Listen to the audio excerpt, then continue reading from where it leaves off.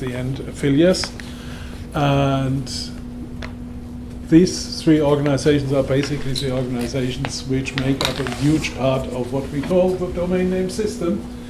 And the part of this, the main task of that event is to demonstrate why the DNS matters for the not-for-profit sector and for civil societies and NGOs in particular.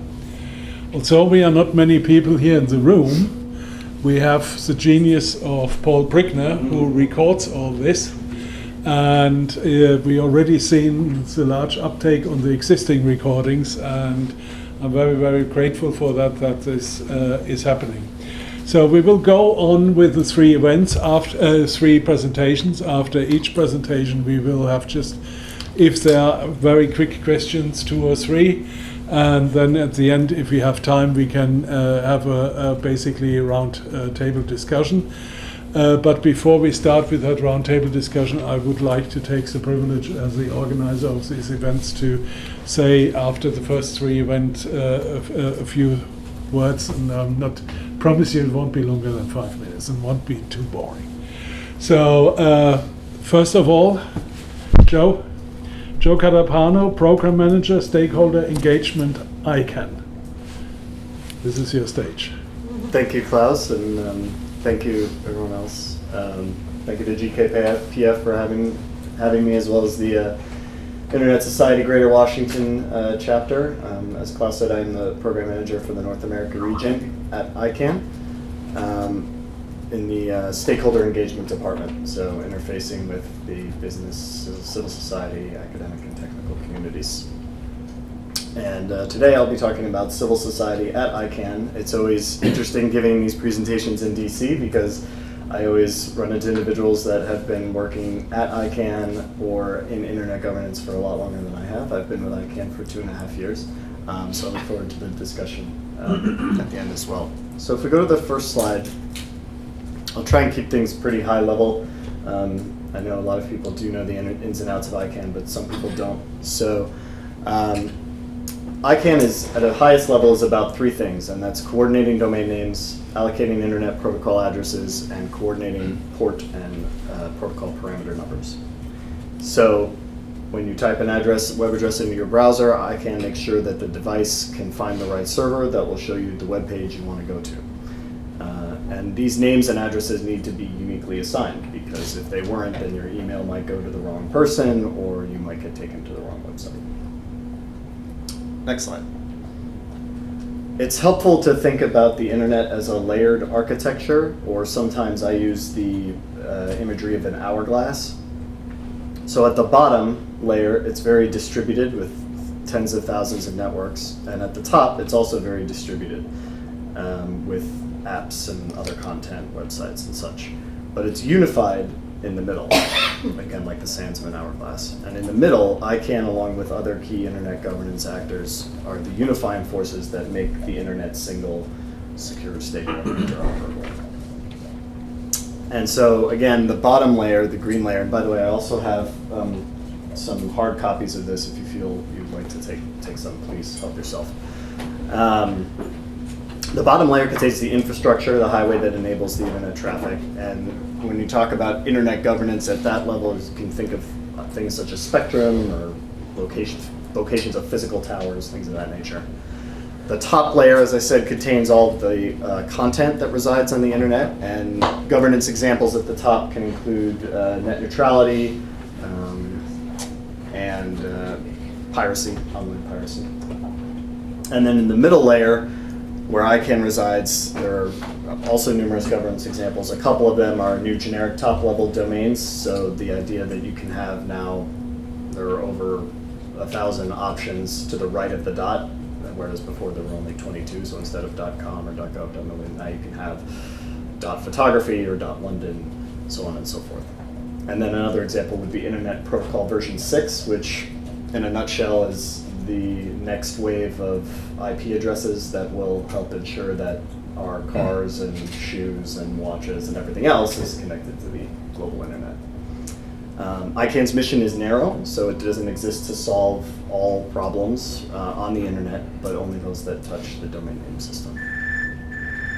So if we go to the next slide, this takes a deeper dive into the logical layer, and if you do have a hard copy with you, it's on the reverse side, and it shows it shows ICANN, but it also shows the other actors in the logical layer that help make things work. So examples of that will be the Internet Society. And we have David here from ISOC, the global chapter-based organization supporting development and the usage of the internet for everyone. There's bodies such as the Internet Standards Organization, which is the largest developer of voluntary international standards developed through global consensus. It is also member-based, with national standard organizations and individual countries as members. And then there's the Internet Engineering Task Force, which is a community of network operators, designers, and researchers that are concerned with the technical evolution and the smooth operation of the internet. And so these different groups have different responsibilities within the layer. And so again, ICANN's remit is on the domain name system and making sure those names and numbers resolve and get to where you're going. Next slide. So who is ICANN? This is, again, keeping it very high level. This is a high level view of who is ICANN. So like other organizations that were in that layered graphic, ICANN uses the multi-stakeholder model to make consensus-based policy decisions. And since the internet is such a powerful economic and social instrument, it is the multi-stakeholder model of internet governance can really only truly be effective if all stakeholders participate. And participants are very diverse. They include the private sector, businesses, trade associations, governments, the technical community, as I mentioned before, engineers, operators, so on and so forth, academics, civil society. And civil society is unique. Civil society permeates many of the other sectors, so you can think of activists, think tanks, civil societies, organizations that align with small businesses, so on and so forth. So really civil society has a unique role. And then at the, you'll see also internet users, so the individual internet user is also represented at ICANN. And many of those members are also members of civil society organizations.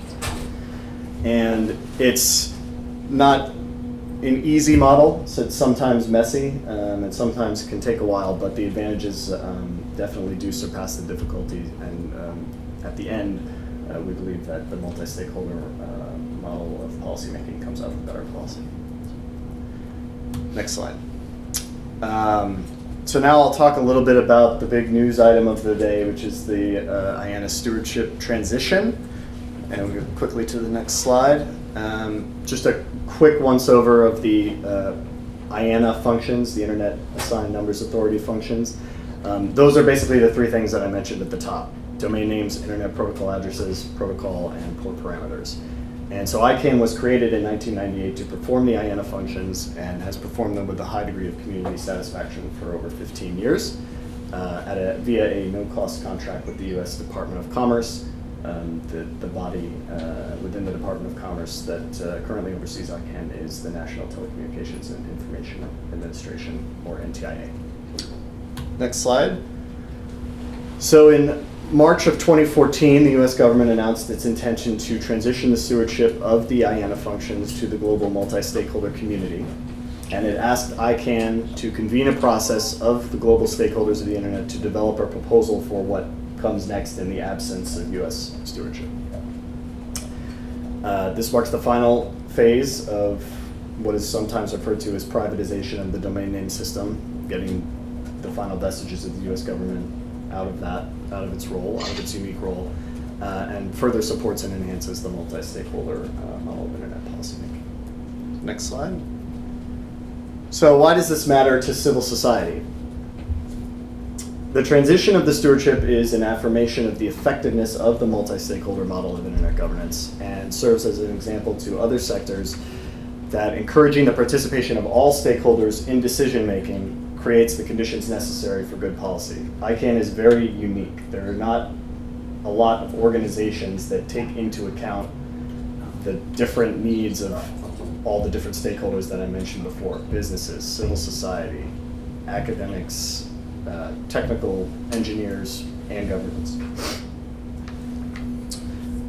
And here's just a few of the things that highlight that civil society can bring to the table: expertise, experience, ability to hold governance entities accountable, explain what is in the public interest, and the ability to propose innovative solutions. Next slide. So when NTIA made its announcement, they announced 4 criteria that were necessary to be met in order for the stewardship to be transitioned. The proposal needs to support and enhance the multi-stakeholder model. It needs to maintain the security, stability, and resiliency of the internet domain name system. It needs to meet the needs and expectations of the global customers and partners of the IANA services, maintain the openness of the internet, and they specified that it would not accept a proposal that replaces the US government with another government or an intergovernmental organization. Next slide. So if we take a look ahead, here's a high-level look at sort of the phases of this process. Right now, it's a little, I apologize, it's a little difficult to see, but there's 2 kind of pieces of paper right toward the far end of the arrows in phase 1, and that's pretty much where we are right now. The proposals are almost finished, and it is hoped that in the next few weeks that those proposals will be sent to NTIA, and they will start the review process, which they have approximated will be roughly 4 to 5 months. Pardon me, theirs would be 60 to 90 days. The entire process would be interagency process in the US, would be roughly 4 to 5 months, and then there would be a phase of finalizing the implementation so that the contract can naturally expire on September 30th of this year. Some of the things that civil society has had a major hand in the proposals is, for instance, commitments to bring human rights aspects into the bylaws, working on transparency mechanisms such as inspection rights, document disclosure. And once we get to the 3rd phase, the implementation phase, this will be a very good opportunity for civil society to bring more of their knowledge and experience into the process and help really shape and create a new version of ICANN that exists after the US government steps out of the special role. Next slide. So why be involved at ICANN? I mean, that's kind of the question we raised at the top, and that was part of this whole event today.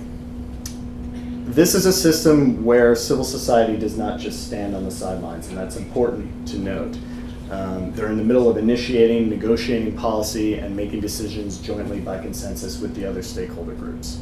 I like to think of it as civil society brings its own every stakeholder group brings its own unique set of skills. So business has obviously money and resources. Academics and technologists have a good deal of knowledge in how the internet works and some history behind internet governance. Governments have derived power that they bring. Civil society has a couple of things, just to mention, there are more, but has numbers. They have a lot of numbers, and there is strength in numbers, and a lot of knowledge necessary to affect change in internet governance. And why participate? Everybody else is already here. Governments are here, businesses are here, the technical community is participating in ICANN, and it is really important that a robust civil society representation is at ICANN to ensure that the needs are represented. Next slide. Just a couple of recent highlights of civil society engagement. So there was, last year, more than 11,000 public comments were received regarding the first draft policy proposal on what it was the ICANN Privacy and Proxy Services Accreditation Working Group, mouthful. And the majority of those 11,000 came from civil society stakeholders interested in preserving the ability of web registrants to use privacy proxy servers to mask their identity in the WHOIS database. And ultimately, that has borne through in the process. And then another one is the accountability process, which is, I should back up very quickly. Alongside the process to transition the stewardship of the IANA functions, there is a parallel process to enhance ICANN's accountability in the absence of US stewardship. And civil society has had a very important role to play in helping develop the accountability proposals related to enhancing ICANN's accountability. They've spent hundreds of hours on conference calls and had thousands of email list exchanges over the past 2 years to help drive these efforts forward. And they've been very prominent in making recommendations about the importance of respecting the public interest, enhancing transparency, ensuring consideration of human rights, things I've mentioned previously, along with ICANN's corporate social responsibility and other issues. And also, quite frankly, an event like today's is a very good example of civil society participation in ICANN. Awareness raising, coming to the community who many times won't know about organizations like ICANN or topics like internet governance. Bringing the knowledge and players to you, if you will. It's a very important aspect of civil society. It don't want to overlook. And so, what can you do now? Well, get involved. So there's two sort of very easy first touch points. One is ICANN Learn, which is ICANN's own online suite of courses. It's at learn.icann.org, and I've sent the slides to Klaus, and he's more than welcome to share those. Take a few courses. There's courses on ICANN structures, which is something more complex. It's at a deeper level. ICANN meetings, and just the community in general. It's a good first place to start. And if you know individuals 18 to 30, encourage them to apply to the Next Gen at ICANN program. It is a main feeder for getting young people to the ICANN meetings and getting them interested at ICANN and getting them resources. So we do encourage them to apply there. And then the next slide has my information up there. Also the email address. There is a dedicated email address for civil society at ICANN. It's civilsociety@icann.org. You can email that at any time with questions, if you need to be pointed to resources, and we'll help get you where you want to go. And you can also feel free to email me. I'm happy to help. And with that, I guess Okay, thank you, Joe. So we already have the first question. Hi, this is Judith Hellerstein. Do I need a mic because people on the no, it's okay. Okay. So, Joe, thanks for the excellent presentation. We may also want to bring up the list that your office is doing in connection with the Civil Society Initiative in collecting the various different civil society events around town, and there is a calendar. I know At Large has been contributing to the calendar. There's a whole calendar of events of different internet governance-related events around the area, but that is very helpful too, and always could use more help on that. And as well as also, if you want to get involved, there's a lot of working groups where you can go as a participant. You don't have to go you can learn about the group and then join. A lot of these groups are open. They may be part of one constituency, but they're often open to any members who want to come in and learn and participate in the process, engage. That's a very good, thank you for pointing out the calendar. That's a very good thing, and I'll make a note to tweet it out, and then hopefully it'll get retweeted and people can see that they can go to. I'll retweet it. Any further questions? I mean, here's Joe from ICANN, and the HANA transition is going on. Now's your chance before it goes to the hill. Okay, let me make an additional comment to what Joe is saying. Civil society, not-for-profit sector, is a huge sector. But, and you have to understand that for governments, for business and so on, it's natural to be in ICANN. And they have a huge interest and also the financial resource to participate. So it's often difficult for civil society to understand what ICANN is about and what ICANN wants to do. As somebody who's coming out of civil society, I can only encourage all civil society organizations and NGO to participate in ICANN, because this is the place for you to get your voice heard. And you have actually a non-commercial stakeholder group in ICANN where you can make your voice heard. And the second point is that, for example, all these slides and they look a little bit complicated. Yes, they are, but there's also help. So, for example, NPOCs are not for Profit Operational Concerns constituency, where I'm the vice chair, offers, for example, scholarships. If you come as an organization to us and say, we would like somebody to hold my hand in the first year or so to get to know ICANN, that's what we're there for. It's one of the reasons why we're there for. So there's a lot of support and a lot of good things going on. And I have a question to Joe. Can you explain a little bit, and I was very, very pleased to see that you changed the slides from the old presentation where it says that we can, basically that people can be agents of change. Can you go a little bit deeper and say what change can actually, if I get involved with ICANN, what can I actually change? Or what can I contribute towards? Well, I mean, I think people can bring whatever skills they have, whatever specific skill sets they have to the ICANN policy development process. I mean, you could change the policies that govern the domain name system. So an example of that was the Who Is policy. There was a minority, albeit minority opinion that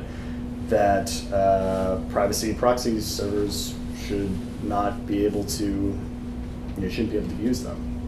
That changed in part because there were 11,000 comments, most of which from civil society saying, I don't think so. There's no reason to change that. People should be able to use that.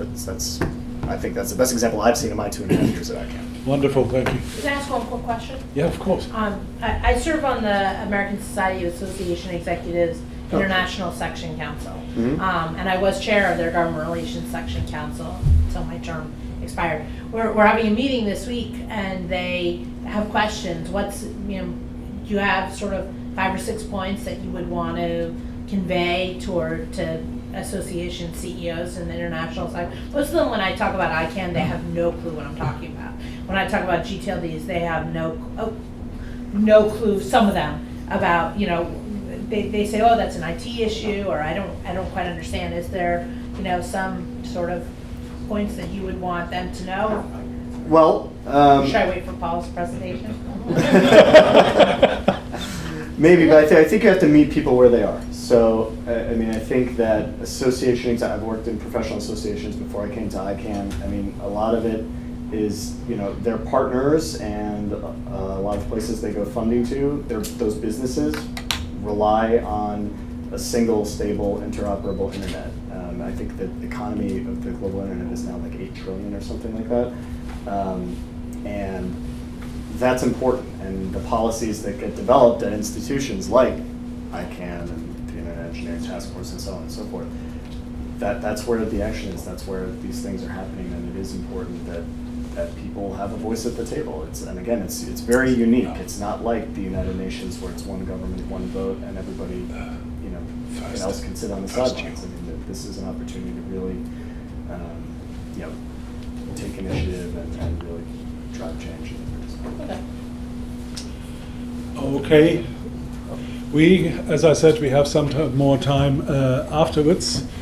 So the next presentation comes from an organization I must say was and is very dear to my heart. It's actually where I learned my internet governance trade to a certain extent, the Public Interest Registry, and I'm pleased to say that we have here Paul Diaz, which is the Vice President of Policy, and Tony Connor, the Director of Marketing. So who goes first, or do you go together?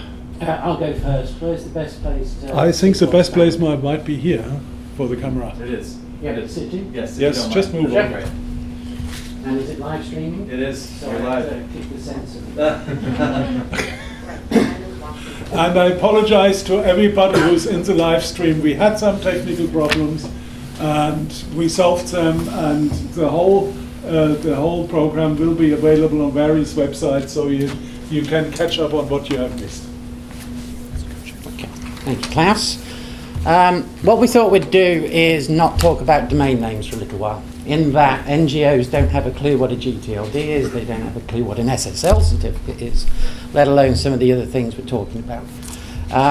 What we wanted to go through is an extract of a presentation that was given at Fundraising Live in the UK a couple of weeks ago, obviously aimed at fundraisers in non-profits and charities.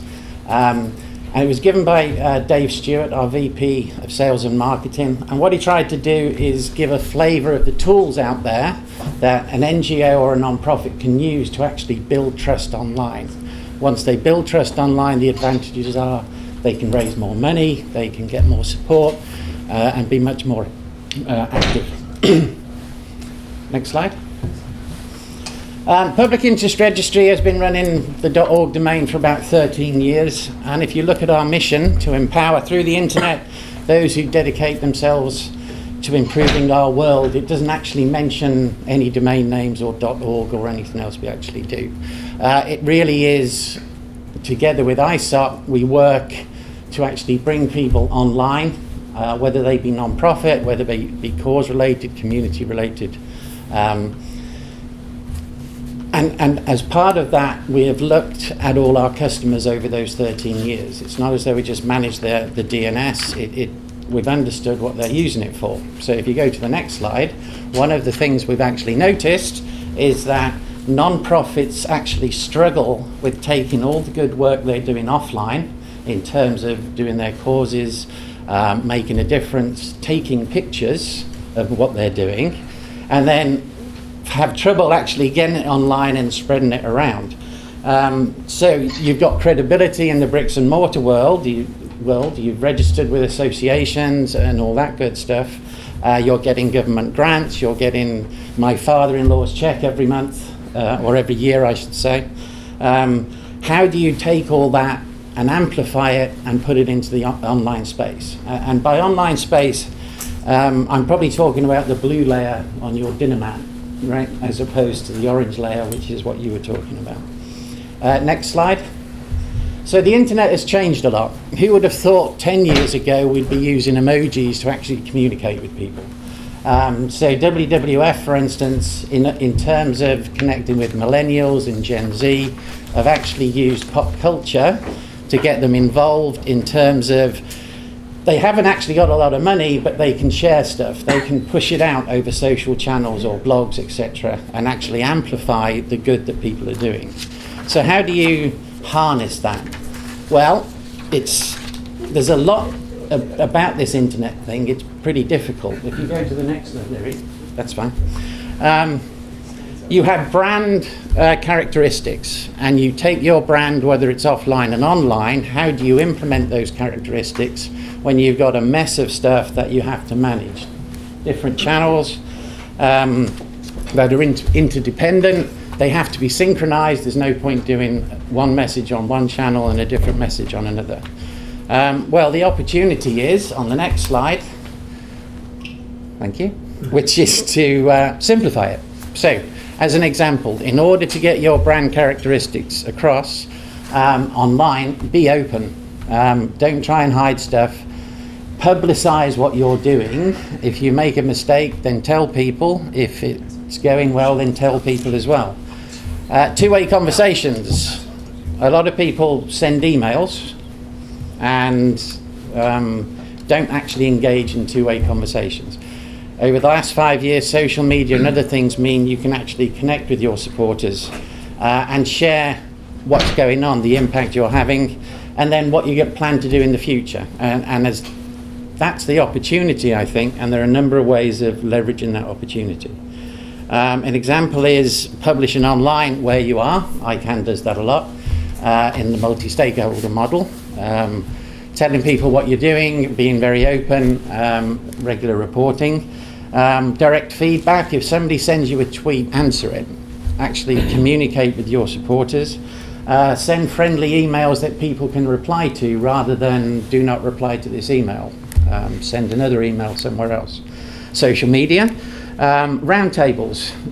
We can do this sort of thing online now, and that makes a big difference in terms of getting people on your side. And then publish the plan, what you want to do and where you are, and it really starts to build that trust. So what I want to do is look at social media as an example on this. If we go to the next slide. All four of these brands have done it right in the context of their brand. So the up and down axis at the bottom there is a formal tone. At the top it's personal or colloquial or whatever you want to call it. On the left is conversational, trying to get it two-way. And on the right, info share, we're just pumping out information. And each of their brands have actually implemented it correctly in the context of what their brand is and their persona on social media. So if we go to the next one, No Hate is bold.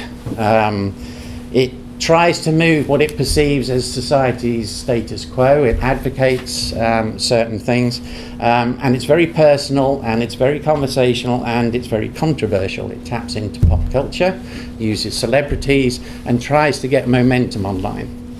If you go on to the next slide, you'll see that UK Aid, which is actually a government organisation that promotes NGOs and charities, they are very formal in nature, but they do try and start the conversation. They pump out specific issues and promote charities and organisations that are working around those issues. So Syria as an example on this one.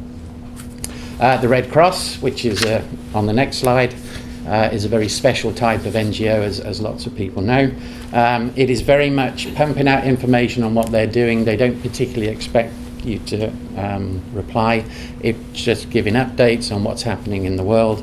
And then finally on the last one, WWF, again, it publishes what they're trying to do, but it's got a network system. So it relies on people amplifying the sort of messages they're putting out, and they try and use both emoji, as I said before, but also try and be a little bit controversial in terms of getting that information across.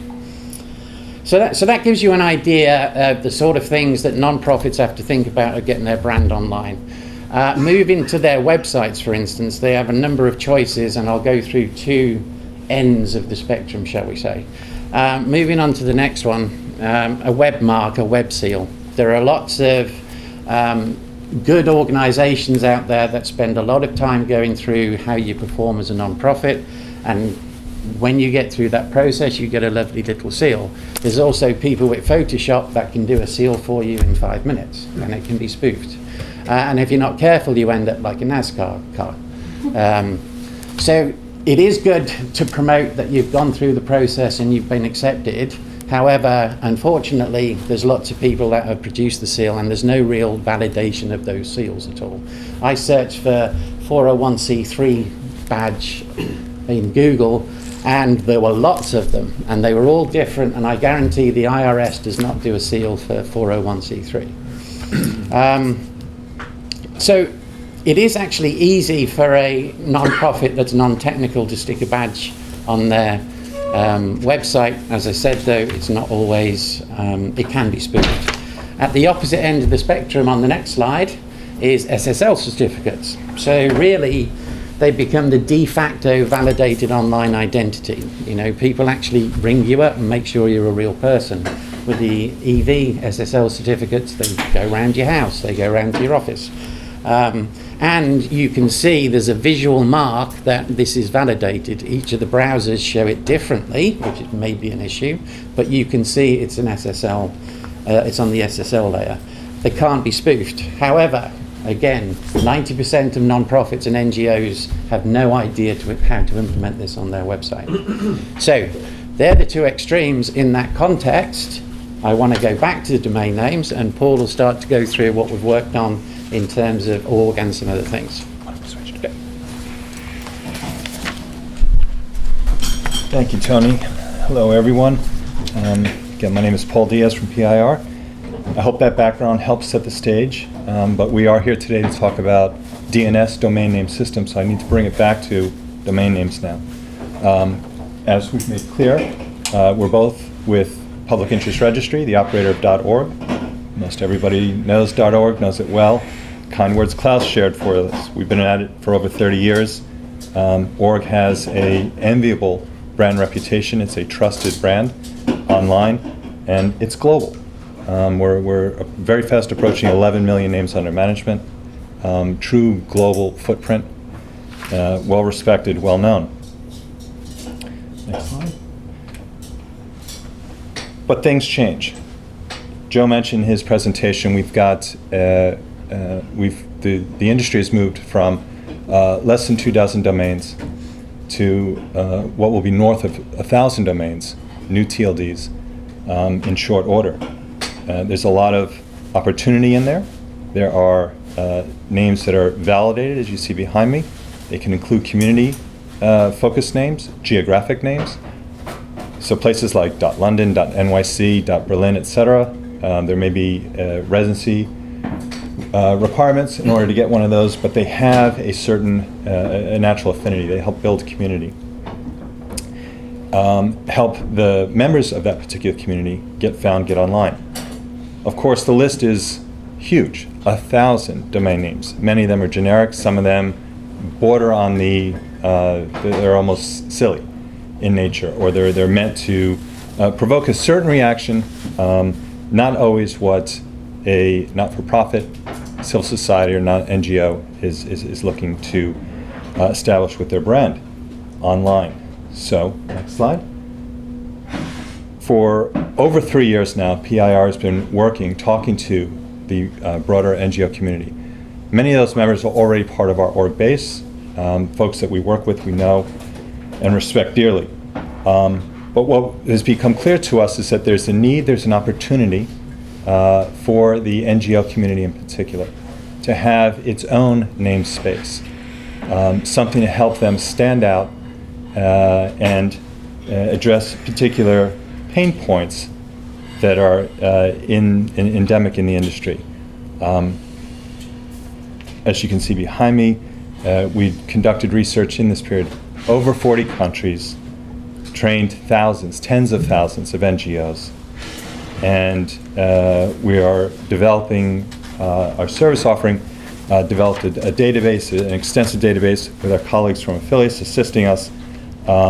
Tremendous engagement, and the key takeaway is that we think we have heard and are addressing the needs of this community. So what is it? NGO and ONG, it's an online identity. Okay, it's exclusively for NGOs. There are requirements to get into the namespace. It will help them self-identify. The validation that comes with the name also helps these organizations both build support and attract donors. So if we go to the next, we're always asking ourselves one simple question: how can we best serve this global community? Next. And it is a large global community. 10 to 11 million NGOs, and some of these are probably conservative estimates. There are many very, very small, less than 5 individuals involved in the organization. Sometimes tracking is hard. The point is clear, though. It is a very, very large, diverse market. They self-identify with the terms NGO, non-governmental organization, or ONG. So that'd be the Romance language equivalent. So Spanish, Italian, French, etc. And while the activity that the NGOs conduct online varies significantly, and you see that in geography and size, there is that core sense of mission, something that in serving, as Tony introduced our mission statement for PIR, the importance for us, our mission statement is to help those whose mission is to empower those whose mission is to make the world a better place. That's a common denominator, and you see the graphic. NGO, ONG, you can see by the geographic distribution here. These two domain extensions, these online identities, cover very significant, if not the best part of the globe. China is a unique case. One would argue, is there such a thing as a non-governmental or organizations free of government influence in China? Hard argument to make. There's some wonderful people doing great work there. I don't mean to belittle their mission. It's just very different circumstance in China. Russian Federation, similar challenges. And then the Arabic-speaking world, of course, in North Africa with the French influence, the colonial influence, we have French language coverage there. It's a little trickier in some of the other Arab countries. Next point. So what did all the research help us identify? We can boil it down to 4 key pain points for NGOs across the globe. Simply what you see behind me: the credibility, visibility, fundraising, and connecting with others.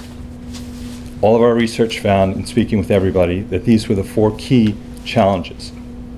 Next slide. So our solution, we called OnGood. And the next slide. OnGood's an exclusive suite of services to assist the NGOs worldwide in raising their awareness, funds, and support for their missions. The graphic that we have in the bottom corner here helps encapsulate the 4 key parts that are all intrinsic to the OnGood service offering.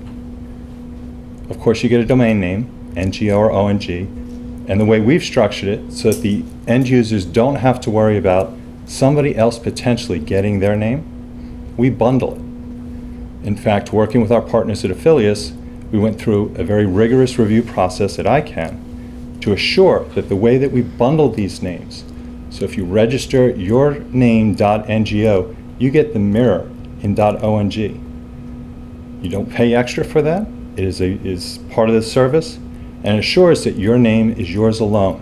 You don't have to worry about somebody perhaps doing something untoward on your namespace. Validation was a key part in establishing the credibility and the trust necessary, the lifeblood of the work NGOs are doing. Our validation process, we have an internal process. We also work with some partners to help us achieve a standard that allows the most folks to join the community, but make sure that we keep out those who would perhaps have bad intentions. Part of the offering also is a profile page. Think of it as as robust as you want opportunity to demonstrate what it is that your mission's all about. Tony talked about photos of the work that you're doing. Video can be posted. All of these things, ways to express yourself and get the word about your mission out there. The 4th part, and an intrinsic part, is a directory. All of this is searchable. And a directory works for both seeking out NGOs that are performing missions that you want to support, that you perhaps want to contribute to, perhaps partner with. Colleagues performing similar mission in other parts of the world. It also works for donors. Donors can search the database. So if there's a particular theme that you want to support financially, you can use the directory. Next slide. So the solution addresses the 4 pain points. Credibility is achieved through our validation process. Visibility through the community website and your profile pages. Fundraising, of course, through the validation process. You have to establish your bona fides to get in. And then there are also donation tools that are part of the OnGood offering as well. And finally, the connecting to others. All of this comes together. OnGood as a whole can be seen as sort of a public forum. It's an opportunity to engage one another, to seek out folks with similar missions and similar desires. Next. Here we have an example of some of our early customers. Some of the names, of course, you can see are very well known, very well-established brands. Others are very small, with a very particular, almost a niche mission, all passionate about what they're doing. The examples behind are also represent all different parts of the globe, across the geography, some operating in NGO, some operating in ONG. Let me go to the next one. Just a fancy Venn diagram here that will come up. But it reiterates the point made on the other graphic with the rectangular box demonstrating what OnGood is. The 4 pieces that make it up: your domain, search, directories and fundraising, social. In the traditional world, or prior to the opportunity with the new TLDs and the launch of our OnGood service, we had the traditional names, .org, .com, .net, etc. Now, OnGood brings in NGO, ONG. You can look for search, and of course the major search engines, take your choice. Again, through OnGood, you have the ability, leveraging the directory, to find those whose missions you want to support. Directories and fundraising as well. Some of the folks that we've mentioned here in the fundraising area, these are folks that we've also partnered with. So not only are they leaders in their class, but we have partnered with them to bring their know-how and services, make them available on the OnGood platform.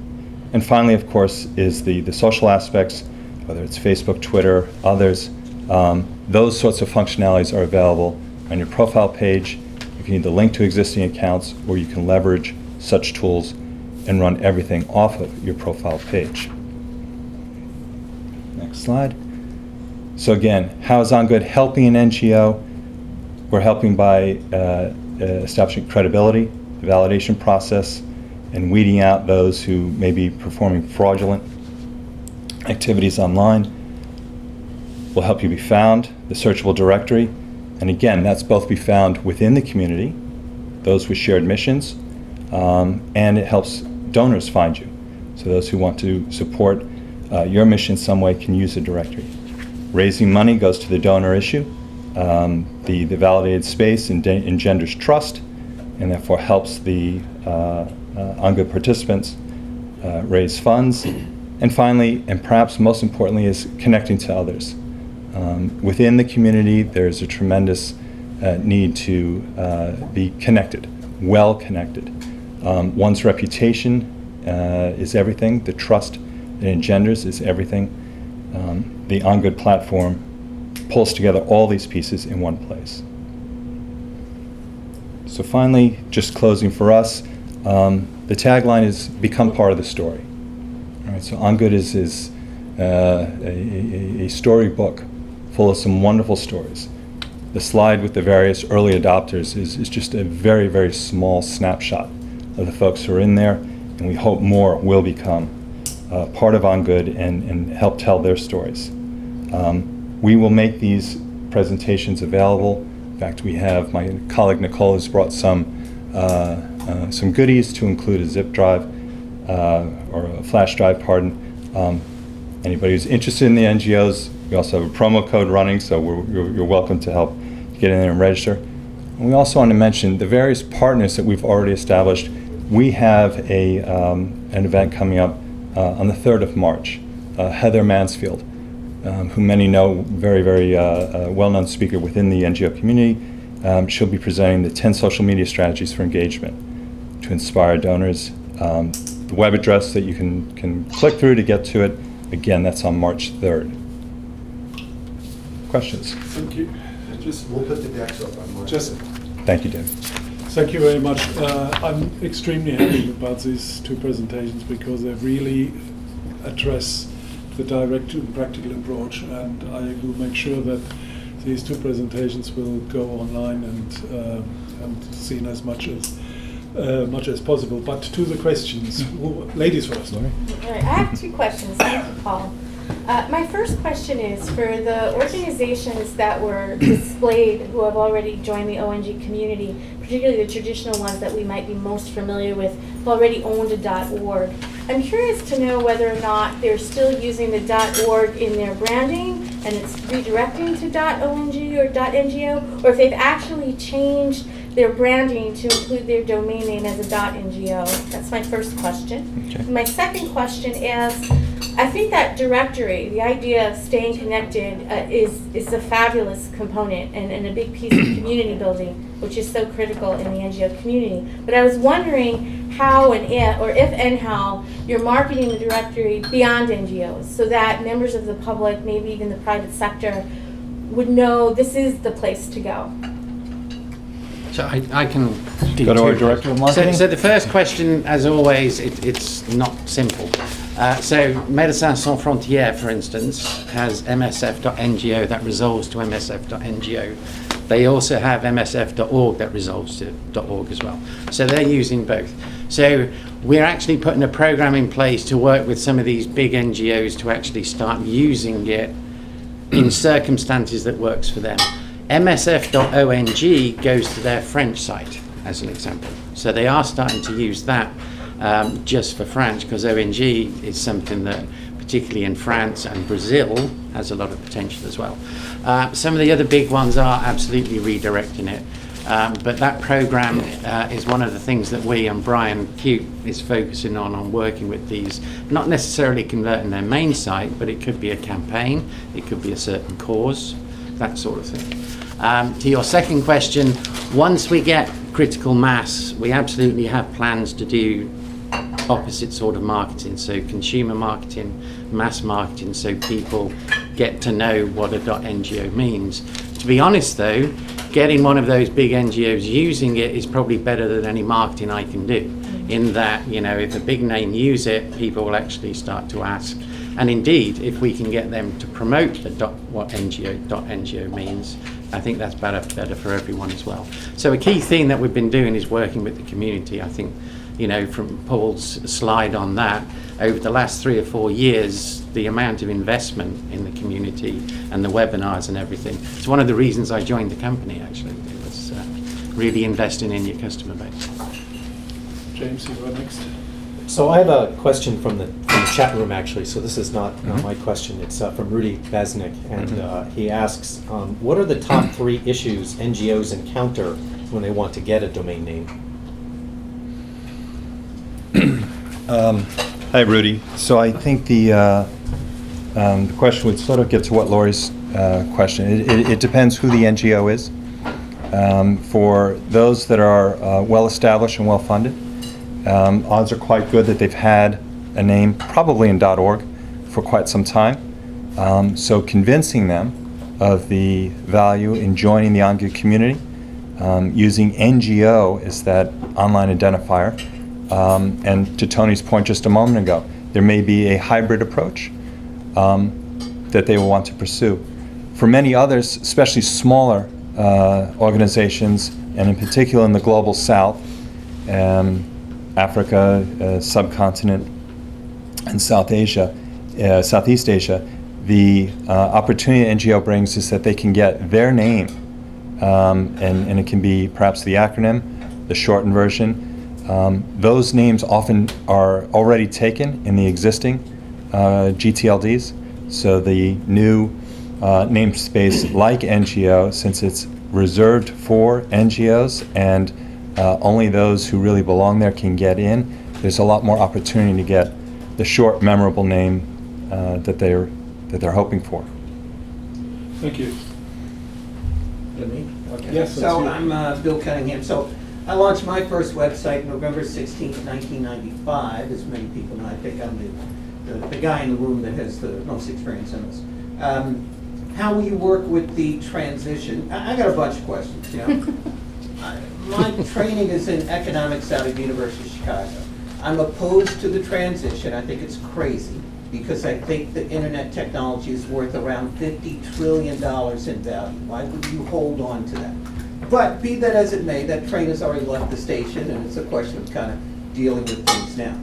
The other thing I'm curious about, what I've seen since 1995, the reason the internet works is because the barriers to entry are zero, none. And what happens is the market determines the value of the nonprofits and other entities that are represented. Black Lives Matter, for example, and the efforts out of Palestine, for example. One of my concerns with efforts like this is that they will discriminate against poor, darker people. And I'm curious as to whether or not you guys have considered that and how you'll deal with that. Last point, so as I look at your map, you know, what percentage of the global population is not on that map? You had Russia that was missing, you had China. Was India included? India was included. All right, so they're a huge, that's a good chunk. You know? But China, certainly, you know, what are they, 1.4 billion people now? You know, Russia, you know. So I'm just, you know, those are my initial responses and concerns. I can do the last two. The transition is more your area. Just under, you're right, and we could have a very long conversation there. The product was designed for something called a grassroots NGO, whatever that means. And the aim really was to develop the full solution for those sort of people, the ones that don't necessarily have the infrastructure. So you're right, there's zero barrier to get online as long as you can get online. So India, for instance, is actually our second biggest country in terms of registrations, and it's actually catching up with the US in terms of the actual number of domain names. So a lot of the research that was done really was aimed at the global south sort of countries in terms of the advantages this bring. The US and Europe, the advantage is the domain name. The rest of the world, the advantage is the whole solution, I think. That's your second one, and your third one, or did I cover both actually? I think you mentioned how you're kind of reaching out to that, that part of the world. So that, how much does it cost? So if I'm an NGO and I want to... on average, it's about $50 in the market across all the registrars a year. Right, that's helpful. Okay. And then the transition side? So the IANA transition. Yes. Yeah. Can we talk about that after, Bill? Just, I'm going to dodge because I think that's probably beyond the scope of what we want to talk about here, and that's messy, and I couldn't tell you after last night's call where exactly we stand right now, so I'll follow up. Robert. Hi, it's Robert Guerra from Privateer. I'd just like to ask a question in regards to, perhaps additional services that .ngo or .ong provides. One of the big findings over the last couple of years is that not only are there more internet users online, there are a lot more organizations online, but there's also a lot of activity online that a lot of it is nefarious. There's a lot of cybersecurity threats, and a lot of reports from groups like the Citizen Lab and others have shown that particularly the NGO sector in many parts of the world are specifically targeted, and their choices usually for hosting providers or DNS services are whatever's cheap, they go with it. So I'm just wondering two things. Are there any kind of back-end services that you guys may be trying to consider to try to offer organizations to help them have a more robust security? And two, and if that's not the case, is that something you might consider going forward? Because I think that if the registry provides the services together in combination with other partners, a lot of organizations, the issue of how much they're paying is usually an issue, but if you say you're going to provide a more, not only robust, more secure in regards to their name, but also more secure in regards to trying to protect their intellectual property and documents online, that may be a big sell, and take it away from the likes of Google, which is where a lot of people are doing it. So I'm just wondering if you've looked at the cybersecurity angle that you might be able to provide, and if not, what are your plans for that? Just one more, Judith, and then... Yeah, we want to give Jim time. So, this is Judith Pellicine. I'm going to follow up on Robert's great question. Are you doing any partnership now with Let's Encrypt, which is the low cost or free SSL services, and maybe also bundling that into your program? I don't know if it's just, are you offering also web hosting, in which case then the Let's Encrypt will work well with it, or help, because a lot of people don't know about Let's Encrypt, and they also don't know how to integrate it. If they know about it, how to get their web host or whatever. And so maybe that could also be a package in welcoming to the NGOs and how that can help out with them and the importance of that.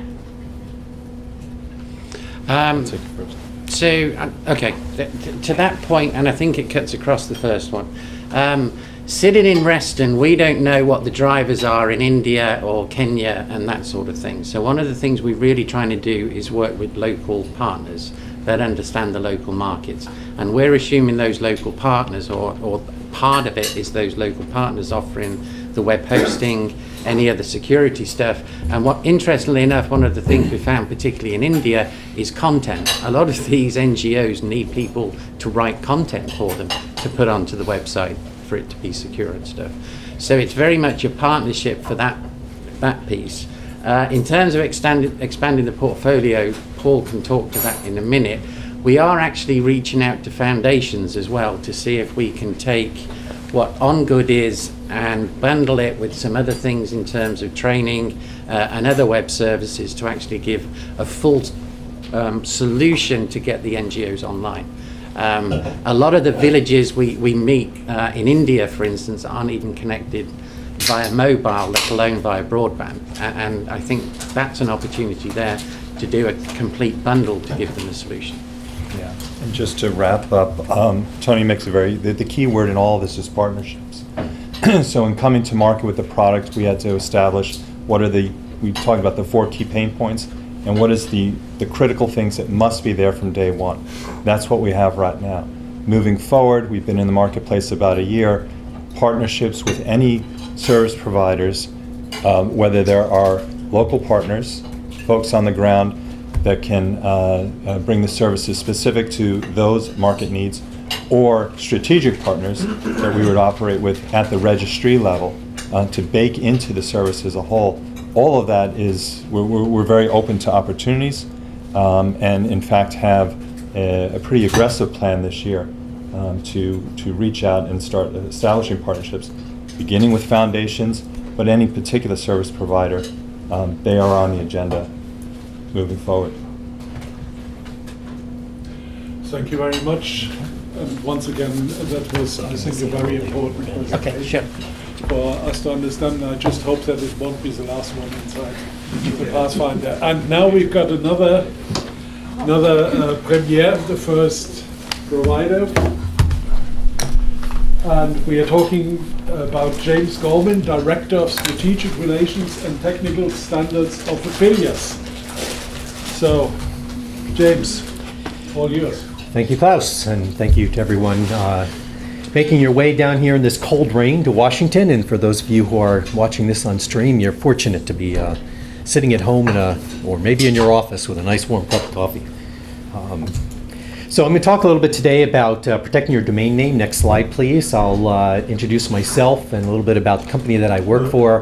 There are 3 main messages that I want to pass on to you. There's some details that are sort of inside of that. I directly want to give you some advice and explicit suggestions that you can take, things that you can do to help yourself and help your domain name. Low-cost items, and some of them are free, in fact, which I figured was exactly the right thing for the kind of target audience that we have going on here. Okay. So the next slide. First, a little bit, this is about Affiliates, my employer. We are one of the largest global registry service providers. We're fortunate to be a partner with PIR, in fact. As Paul had mentioned, we are the back end for the .org registry and for NGO and ONG. Our mission in the beginning, when we first started, PIR was launched, Affiliates was launched back in 2001 when we launched .info. So we became a registry operator initially and launched registry services. And part of what we do is our commitment to providing services to the community at large. We really are all about providing the best registry services that the community really needs for a broad spectrum of TLDs. Paul made reference to the fact that there are soon to be somewhere north of 1,000 new choices for where you want your domain name. But obviously if you're a non-government NGO, ONG, you probably want to focus on the NGO, ONG location for your name, or maybe something else in .org. And I'll say a little bit more about that as we go on here. But we have quite a lot of TLDs, and you'll see that in a little bit here. Let me revert back and just say a little bit about me and where I come from. I'm a security technologist. I've been doing internet security since the mid-'80s, which, yes, is prior to when the internet was but a twinkling in anybody's eye back then. It was strictly the ARPANET back then. I was at one of the key ARPANET nodes. University of Delaware is where I did my graduate study. And I have been designing, writing, making available public domain code for secure internet protocols since the very beginning and since I was in school. So I've been at this a long time. Today, I actually am vice chair of the Security and Stability Advisory Committee in ICANN. So this is my tie to the group that Joe was talking about. So for folks who are very interested in being a part of the community that is responsible for domain names and assigned numbers, ICANN is the place to go. PIR is certainly an exemplary example of an active participant in terms of a registry operator and TLDs there. And again, our goal at Affilius is, committed to providing for, the community, what the community needs, not trying to be specific and trying to make sure that we serve as much as we can and to all that we can. So next slide. These next 3 slides is just a quick peek at some of the TLDs that we host today. And the next slide after that, these are some of the new ones. The top ones are actually domains TLDs that we own and we are the registry operator. The bottom is a look at some of the TLDs that we are hosting on behalf of others. And the last slide here is a look at all the brands, or at some of the brands that we host. And good, she's keeping up with me. I can't see the slides as they're displaying here, but Nicole is right on. So this is good. Okay, so next slide. First message, why protect your domain name? We've kind of heard some of this along the way here. PIR was doing a really good job of talking about, when you're marketing, when you have your domain name, it represents you. It's a picture of you. It is your image. And in fact, what you're doing in creating a domain name is you ultimately are building your own credibility and relevance, because it is the index that'll be used in search engines and throughout the internet. That's what's going to know who you are, and that's how they're going to see you, and that's how you'll be found. Okay? Your domain name is all by itself probably one of your most important assets, if not your most valuable asset. And I say that, and I want to emphasize it a little bit, because I think that people forget that and they miss that. The large companies know this. I mean, you look at the Amazons, the Apples, and Microsoft of the world, eBay and those kinds of things. They all know what their domain name means to them. But I think that the little companies often forget that your domain name really is analogous to any brick and mortar building that you might have, and consider the value that that tangible asset has. And you really have to think about your domain name in that way. So I'm going to focus here on a few things that you can do to help you protect that are good for you, even when you're just starting out. The last point about your domain name to keep in mind is the internet never forgets. Okay, and so on that note, moving to the next slide, there's this question of what's in a name. What name should you pick if you don't already have a name? And the question was asked over here earlier about, well, what if I already have a name, but I want to get involved in NGO, ONG? So now I'm going to have multiple names. Okay? How do I choose those names, and how do I pick them? And the observation that I want to make for people is you shouldn't be thinking in terms of one name. You actually should go into this thinking about the fact that you're going to have lots of names. And you probably will. You'll have different names for different purposes. You'll have a name based on your geography, your mission, or projects. You should consider and think about the fact that you ultimately will have a portfolio of names. And I'm going to talk a little bit for reasons why that's probably what you want to do and what's going to matter to you. So moving on to the next slide. If you're going to buy a name and you're going to have a portfolio of names, one of the things to think about is the registrar that you're going to use. Now, for most generic TLDs, you're going to have a choice of registrars. There are thousands of accredited ICANN registrars, and there's another couple of hundred that are only associated with CCTLDs. They're not required to use ICANN accredited registrars. But not all registrars serve all TLDs. Not all TLDs want all registrars. So there's obviously a relationship that one has to look for. But given that there's so many, there's quite a market out there for TLD, for registrars. And you should take some time to think about who you want to use. And you might want to have more than one. The important thing is the registrar is the first line of defense in protecting your domain name. That's the most important thing to think about. And so you need to think about what kinds of things do you want to do with your domain name, and you should look for registrars that sort of are headed in that direction and offer those kinds of services. A couple of specific things for you to think about when you're doing your domain name is make sure you actually own your domain name. And I put this up here because it's common for especially small people, small organizations, they use a consultant to help them get started. They go find some other person who's going to help them buy the domain name and do things for them. Well, not all of these consultants are especially diligent about this one little detail. They'll go and they'll register your domain name for you. They'll set up your stuff for you. They'll get you going. But oh, by the way, nobody paid any attention to the fact that they are the registrant, not you, and they own your domain name. And I've seen this happen. This has happened several times. All the time. Yes, okay. It's actually something to pay attention to. It's good to use a consultant if you want a one-off person to help you. There's nothing wrong with that. okay? But make sure that you tell them and you work with them to ensure that you own that name, okay? That's a free thing that you can do to protect yourself. Another thing to think about is multi-factor authentication. One of the things that this gets to is registrars, like all of us, are just a business, and they're going to practice their own best practices for how to protect their logins and the data and information that they have in their organization. But if the internet has taught us anything, if you pay attention even to department stores and retail customers, you know everybody gets hacked. We all have problems, accidents happen, you know, those kinds of things, and so you need to protect your access to your registrar account. That is critical. If somebody can get access to that account, they can take your domain names, they can take your portfolio. There's all kinds of things they can do to you. It behooves you to put the little extra effort into that particular account. And using two-factor authentication, multi-factor authentication of some sort, is absolutely essential. And you should make a point of making all that work for you. Okay? It's okay for passwords to be one of those things, but you want a second level that goes with that. Right? I mean, passwords are not in and of themselves a bad thing. Passwords are a bad thing because they are universally mismanaged. Okay? That's the fundamental problem. And you have to build something around them in order to protect yourself. That's what's going on. Another critical thing that you can do to protect your domain name with your registrar is your email address. Use an email address for your contact information that does not match the domain name that you're using to register it. Okay?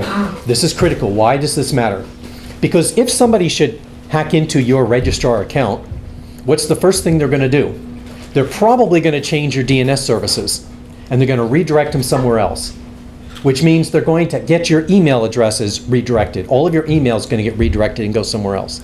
And once they do that, they have an open door into everything else that's going on. Because even when you do, forget password things for other sites, or if the registrar wants to confirm actions with you, they're probably going to use the email address to confirm those actions, right? And now that your email is never coming to you anymore, because they've taken it. So what you do is you separate those two things and you ensure. So using a free account, a Gmail or Hotmail, any of those Microsoft things, or Yahoo, I mean, that's a good idea, and it's something that you really should think about doing. Okay. And the last point down here on this slide is about making sure that your points of contact in your registration, this goes back to using your consultant from before, use different email addresses. I appreciate that you're a one-person operation. Okay, so it's probably just you anyway. So all of the contacts are you. The admin contact, billing, administrative, all those things. But it's in your best interest to use different email addresses if you can. And since you can get free email addresses and get a lot of them, and have one that's not part of your domain name, use a different one so that you have a way to double check. And this is important for escalation reasons, right? When your registrar is reaching out to you and renewals are trying to happen or other issues are happening with your domain name, they're going to reach out to different contacts at different points in time. And you want a way to make sure that those get through, even if something happens to one of them. Now, I see, Judy, you have a question? You want to ask something quick? It's a quick question. Do you have to use different, I guess the question is, can you use like 2 email addresses on there, or do you really have to switch a different email? Or can you just have an alternate email and both get emailed at any time they're addressing it? So the critical thing is to use a different domain name than the one that you're registering. Right, Okay. That was my question. And then past that point, you could have all of your contacts at Gmail, for example, but I would actually suggest that you use different email addresses at Gmail if you can. Okay, you should actually separate them. No, I guess the question is not one email. They have alternate, so they email it in 2 places, as opposed to remembering which one was in which area. If you put both down, like one that's not one in your domain and one is outside your domain. Well, I would recommend not having one in your domain at all. Okay. If you want to have more than one, have them outside your domain. The point is, if it's inside your domain and somebody has hacked into your account and they're trying to take it, they're going to do stuff in the middle of the night when you're not around to answer the email, and then they'll take it over, it'll all be gone, and they'll change it, and then it's gone. Whether or not you can put multiple addresses is kind of a registrar issue. You'll need to see what they let you do or don't do. Next slide. So that's my first main point. The second main point here is about the fact that security is all about boundaries, and not all boundaries are alike, and we get that. Not everybody needs a high security kind of operation. I mean, for ourselves, myself at Affiliates, we run a very, high-end kind of operation. ICAM runs a fairly high-end operation too. They're a root server operator, and as part of their, root server operations, they run a very, contained and tightly controlled, and they're also the owner of the root key for DNSSEC, okay, for security in the DNS. Very, very high security operation, all right, that they do. But they invest a lot in that, and it's necessary. Most of us don't need many things, and you see this nice rusted wall here behind me, corrugated iron cardboard wall, it's enough of a boundary for what it needs to be. And this is something for you to think about too. You don't have to, moving on to the next slide, you don't have to use high security. There's a certain level of appropriate protection which is going to work for you and is going to take you really far. Okay, so for example, just as I was saying before about using different email addresses, multi-factor authentication, that's a bar, okay? And it's a good bar. It's a very inexpensive, those should be free services, okay, in addition, and, you get a lot from that. You get a lot of return on that. And in the same way, this gets back to the question of whether you have multiple domain names or just one. One of the things that's interesting for you to think about going forward is you might initially start with one domain name, but I encourage you to think about having multiple names. And one of the benefits you get from that is you're setting up boundaries by doing that. Okay? It allows you to use different technologies for different kinds of information and different kinds of projects that you might be working on. It allows you to also put them in different places if you want to host them differently. You might have a name that you can partner with someone else and jointly you together want to put something somewhere and you want to be able to give them access to that but not everything else that you have. So by drawing lines and having multiple domain names, it's a nice way for you to draw lines between your technology, and it gives you options and opportunity to do things if you so desire.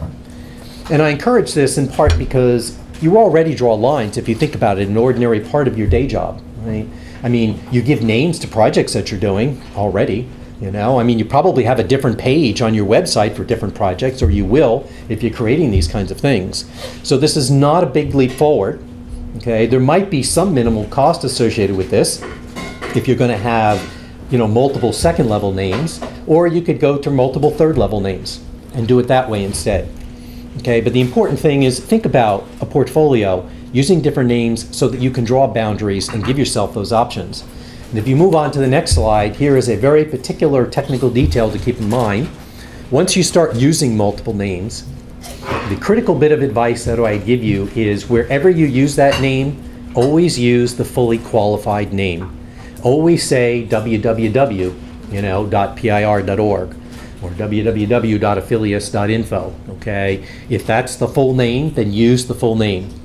And everywhere that you use it in all of your services, and that means internal to the technology. When you're building your website out, don't use relative names inside your website necessarily, or be very careful about doing that. Okay, these are important things from a security point of view. All right, it does make a difference. There are all kinds of interesting, attacks and hacks that happen to websites because of relative names. All right, in the larger ICANN community, we had this whole thing about name collisions 2 years ago, which is still a thing today.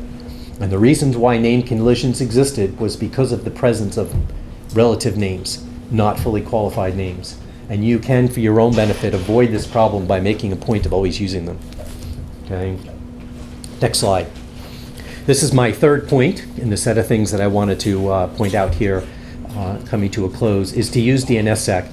Now, this one's a little bit harder, right? And admittedly, it's more of a what you should do going forward, something to think about. Unfortunately, you don't have a lot of options when it comes to getting DNSSEC today. Okay, and that's just because registrars are really not into it. There aren't too many that are into it and offer it. There's even a very low percentage of names that are signed. Now, the root is signed. The TLDs, the GTLDs are all signed. They all have to be signed, actually, as part of their contractual agreement. But the next level down, there are no guarantees, and there are DNS service providers that'll do it for you. There are a couple of registrars out there that will do it. Okay, okay? But they don't all, and this is the tough thing. Now, why is this important? This is really something that you should ask for and look for if you can get it. Because if you're getting your DNS services somewhere else, you should ask for them to do DNS security for you. Right? This is a very valuable thing going forward. There really is a strong push for greater security, greater stability in the internet, and DNSSEC matters. It also helps in the case of your certificates, because browsers are now moving in a direction. They're at least beginning to figure out, how they can integrate DNSSEC with certificate management. Okay. Secure websites with your certificate with HTTPS, they give you an encrypted tunnel. That's really nice, okay? It's really nice because it ensures that you don't have anyone eavesdropping on your communication, all right? Important and valuable stuff. But what DNSSEC gives you is that your customers, your people coming to your site, know that they're actually getting to your website. One of the really unfortunate things about certificates, and although my fine friends over here at PIR had a very nice slide showing, different browsers show your certificates in different ways, and all of that's a true thing. In fact, it's part of the problem. There's just no universal treatment of those things, although they all tend to change colors now when you get it. Behind the scenes, there are hundreds of certification authorities from which you can get your certificate, and they are not created equal. And the browsers are just kind of beholden to that. So they're going to show you green and you're at the right place. But whether or not everything matches is a second order problem that's actually not dealt with effectively at the browsers. And DNSSEC will actually help you with that as an incidental step. And we're hoping to see more of that going on and more people to take advantage of that. And DANE is the one thing which I mentioned here. DANE is a recent protocol that the IETF just produced, the Internet Standards Body. DNS authenticated named entities. It depends. It requires DNSSEC. And what's the relationship there? It's a way in which you can tightly couple certificates to DNSSEC with a single root. And it's the future of secure services on the internet. Okay. All of this is new. It's up and coming. We're hoping that it helps drive DNSSEC a little bit more, but we'll see. It's something you should at least be asking for and be thinking about and watch for when it comes around. So the next slide real quick is just a summary. I said I had 3 main messages from the beginning that I wanted to give to you, and just to bring all that back. Let's not lose sight of the fact that your domain name is your most important asset, and you need to really think about it and put some effort into how you're going to manage that, and be careful about that. The second thing is there are some things you can do today. The multi-factor authentication and different email addresses for your contact information, these are they're inexpensive, they're no-cost options. And I've talked about a few other things that you can do. They're one-time things. You do them, such a good deal. And they'll help you. They do create another bar that protect your domain name and your services and what you're doing. And then lastly, just to think in general, embrace security. You really do need to be paying attention to that as time goes on, or hope that you get yourself a consultant and a service provider who pays attention to these things and builds this kind of stuff out for you. DNSSEC is a critical thing that we all need. And I would be remiss if I didn't point out to you that might be one of the top #1 security technologies for you to be watching for and to ask for and to go get in the community at large. One last slide here, which is references. I just leave this for the future. You can look at it. Everything that I've said here is in those documents. The Security and Stability Advisory Committee in ICANN, we produce a lot of excellent documentation, very reachable, very readable documentation. You can take these documents out and look at the executive summary and get an awful lot out of them. The first one, in fact, measures to protect your domain registration services, is actually offered in 8 languages. So it's really approachable for people, and it was designed for target audiences such as this target audience. But you can get a lot of value out of those documents. And then the last slide is questions. That's it. Thank you. Just a moment. First of all, James, I think that was an outstanding presentation, and I can tell you, it's not the last time you did that. And during the presentation, we had actually some standing ovations online with people listening to it and saying that's one of the greatest things. It's basic, straight to the point, and that's actually what everybody needs. People need solutions. There are problems, and these were concrete, straightforward solutions. And I would recommend to put that onto the OnGood website too. because that's what people are asking for. So, questions? Laurie. I have one question about DNSSEC. What is the extra cost to the registrant to employ DNSSEC? If I ask for it when I buy my new .ONG, presumably that's available, how much extra will that cost me? So on the retail side, it's really up to the registrar, and so we don't really have any control over that. I can say that, PIR as a leader in all this for .org in particular does not charge extra for DNSSEC. When we partnered with them to launch DNSSEC in .org back in 2009, which actually, by the way, was before the route was signed. We were leaders in all of this and making all this happen. It was all set up as a no-cost option. That tends to be what I'm seeing in the market. If you look around for TLDs and even the country codes, for the most part, the countries are not charging for the registry service for DNSSEC, for that side of it, because there is a piece that the registries are responsible for. It's really up to the DNS provider. And in that context, for most people, your registrar is your DNS provider, and so they may or may not put it in there. There is some real cost to deploying DNSSEC for a registrar. I mean, even if you do it all in software, you still have to integrate it all, and you have to put it together. Nowadays, there's a lot of free tools. There's a lot of free software out there, so registrars can go grab that, and they could actually do it. There's a little bit of investment in people time to integrate it. But whether or not they charge for that, there are a few out there that don't charge a lot. They add on security services and they toss in. For example, one model is GoDaddy actually has a pretty good model. They have a security service, so they have an add-on that you can add to any domain name that you buy, and it's just security services. They have a bundle of a number of things. It turns out DNSSEC is just in there, so you don't actually call it out separately in that context. David. You just kind of answered one of my questions. I was going to ask you if DNSSEC is complicated or difficult to add on to a standard to a standard registration from a commercial registrar like GoDaddy, but kind of answered that. And the second part of that question is, if there's additional costs borne out by deploying DNSSEC, are any of those, weighed against the risk mitigation? If you're a registrar, anything that happens, any security breaches that happen from not using DNSSEC that wouldn't have happened might weigh against that, right? Well, let me answer your question with just making two comments. It might not be a direct answer to your question. The first thing is security in general is a risk management problem, right? So you typically don't get a direct return on investment in doing something securely and protecting yourself. It's really about buying insurance for what can happen to you if you don't do it, right? So you want to have DNSSEC because you want to make sure that your customers know that the domain name is really yours.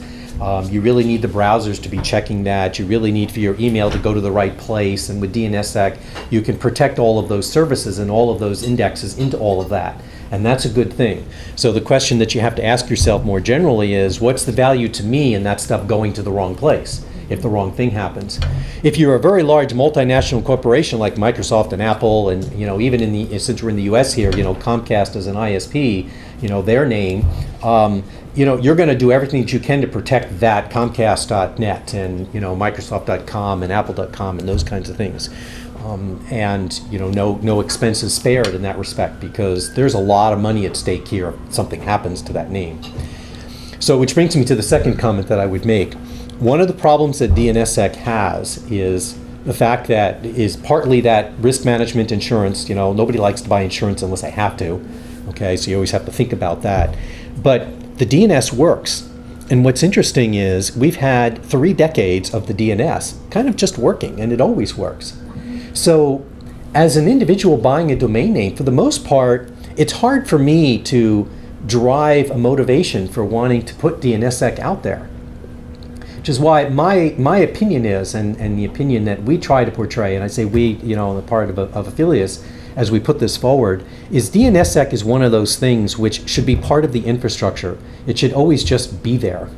It shouldn't be something that you have to ask for and you've got to drive for it and go to get.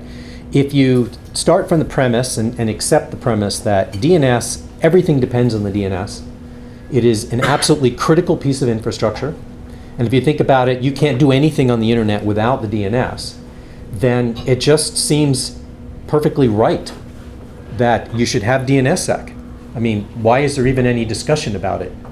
And yet there is, because it was an add-on to the original DNS. It wasn't there originally for a variety of historical reasons, not worth going into here. But you know, it's an investment to add to it and to put it out there. And so now you have the whole businesses choosing whether or not they want to get involved in that, and whether or not they should charge for it. And so you get into this balancing act of, can I charge customers for it? Well, I don't want to develop it unless I'm going to be able to sell it. Well, nobody's asking for it, so I'm not going to develop it because I'm not going to be able to sell it. So it's not really a satisfying answer to your question. In order to generate a consensus around that, can you do what politicians do and just scare the hell out of people? You know, if what we see on the internet today and all of the threats and the vulnerabilities and, the actions that happen, it's a wonder that, security is not a bigger deal, that we don't pay more attention to it. Only after something goes wrong. Yeah, it's only after and even after it goes wrong, we still don't do better. Multi-factor authentication has been around for a couple of decades, even before the internet was the internet. And it's been used in appropriate places for the right thing. Now we can do all kinds of multi-factor authentication, even in software, and using your cell phone, so your mobile phone as one piece of it, and yet people still don't do it, and we don't embrace it. It's a great, So I don't know what the answer is, it's a great topic to explore further. Yes. Any more questions? I only have one comment to say. I always say, just imagine the DNS would be run by a government or organization. How many downtimes we would have had in the last 30 years? I thought it was an excellent presentation. I guess my only question is that when you say it's an add-on, whether it's you could ask the registry. Could I add on DNSSEC, and is it a cost-free add-on, or what do you charge for it? And is that what questions you would ask? Yes, you should ask. The thing to keep in mind is that the way that this all built up, right, is registrars, yes, they provided registrations and they sell domain names, but everything else that they do, they kind of bundled DNS. DNS and email was sort of that bundled service that they gave everybody for buying a domain name. Is part of the issue. So we've built up a business model that doesn't automatically provide for DNSSEC, because really what they're trying to do is sell you all the other services that they have. And there's nothing wrong with that business model, it's just where we are in the state of things. You should ask for DNSSEC. Whether or not they will add it to their DNS services is up to them and their own business choices and the way that they do it. I will only observe that DNS is a bundled service with a registrar. You always have the option of going specifically to a DNS service provider, okay? And because there are those that deal in that business. In fact, Affilius, as a separate service, we offer a managed DNS service. And you could, instead of using your registrar for your DNS service, come to a different service